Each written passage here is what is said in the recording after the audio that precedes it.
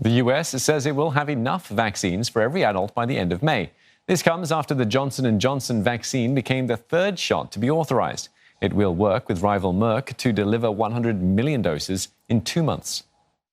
One of my first goals in office when I got in office, was to say that there will be 100 million vaccination shots administered in my first 100 days in office.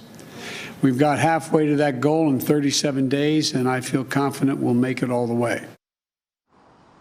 Mr. Biden has ordered individual states to prioritize inoculating teachers so that schools can be reopened. The president hopes life will be back to normal by this time next year.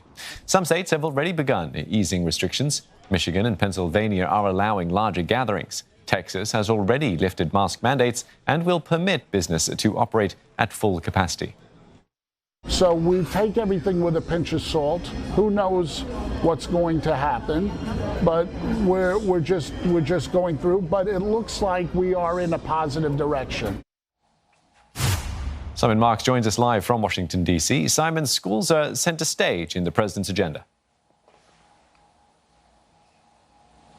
Yes, absolutely. As they were centre stage with former President Donald Trump, who was railing during his final months in office about the need to get American schools reopened. Joe Biden now finds himself as president in exactly the same situation, and bedeviled, Steve, by the fact that the president of the United States has absolutely no power to reopen schools, as former President Trump discovered. It's up to the individual 50 states, to local school districts and school boards all over the United States to make their own decisions. So President Biden is trying to prod them in the right direction. So, too, is his Centers for Disease Control, the U.S. government's public health institute, down in Atlanta. But if you look at the CDC guidelines for school reopenings, the New York Times has done an analysis of those guidelines that suggests that only 4% of schools across the country are currently located in areas where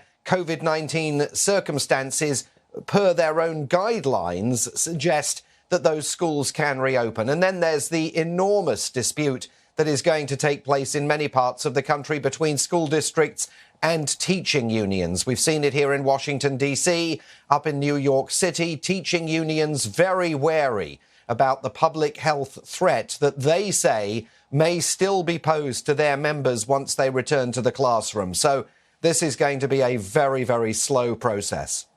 That being said, Simon, some states are easing virus restrictions despite experts warning not to do so.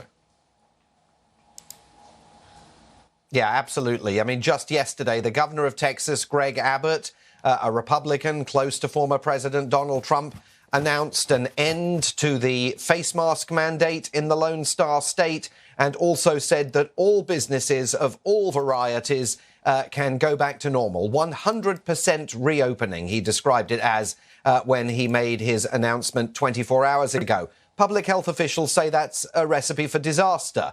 Only 13% of Texans have so far received only their first inoculation against COVID-19. There is a very long way to go. And what public health officials are warning here is that, especially with spring upon us in the United States, it's 12 months since the last spring break that served as a super spreader as teenagers from all over the country descended on Florida, descended on Cancun in Mexico, engaged in COVID unsafe activities, and then took the virus back to their home states. There are grave concerns that the lifting of some of these restrictions, coupled with the imminence of spring break, is going to halt some of the progress that the country has been notching up over the last few weeks. Thanks for getting us up to speed. Simon Marks from the US Capitol.